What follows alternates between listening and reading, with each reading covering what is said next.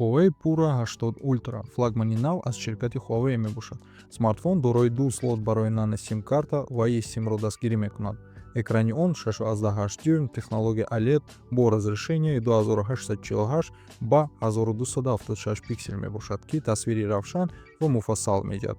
Камераи асосӣ аз 4 сенсор иборат аст, ки дутаи он 50 мегапикселӣ мебошанд, дигаронашон 12,5 ва 40 мегапиксел, ки имкон медиҳад аксҳои касбӣ дар шароити гуногун гиред.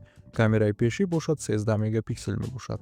Смартфон бо 16 гигабайт RAM ва 512 гигабайт хотираи дохилӣ меояд.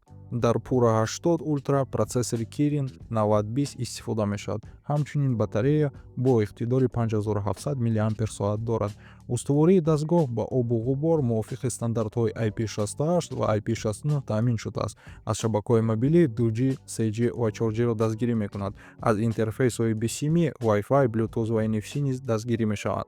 Смартфон дар системаи хармони OS 5.1 кор мекунад. Вазнаш бошад 233,5 грамм мебошад. Шумо дар бораи ин телефон чӣ назар доред?